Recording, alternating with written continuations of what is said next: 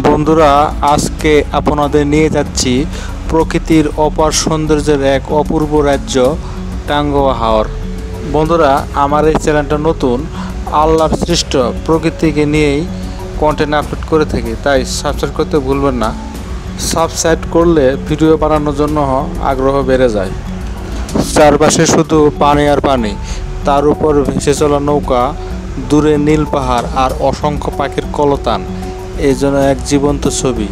চলুন আজকের নৌকা ভ্রমণে একসাথে ডুবে যাই। আমরা সিলেট শহর থেকে লোকাল সিএনজি করে তাহিরপুরে চলে আসি এবং সিএনজি ভাড়া নিয়েছিল আমাদের কাছ থেকে জনপ্রতি 150 টাকা করে। আমাদেরকে এই ঘাটে নামিয়ে দেয়। এখান থেকে আমরা একটা ট্রলার রিজার্ভ করি। ট্রলার আমাদের কাছ থেকে ট্রলার ভাড়া নিয়েছে রিজার্ভ 30,000 টাকা, মানে আমরা 60 জন যাত্রী, জনপ্রতি 500 টাকা করে পড়বে। আমাদের গোপারে নিয়ে যাবে, মেঘালয় পাহাড় দেখাবে। তারপর আবার রাত্রেই 8টা থেকে রাত 9টার মধ্যে আবার আমরা চলে আসব এই সিলেটে।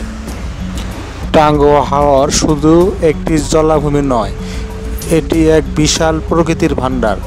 এখানে আসে অসংখ্য দ্বীপ, ডুবন্ত ধানক্ষেত আর শত শত প্রজাতির পাখি।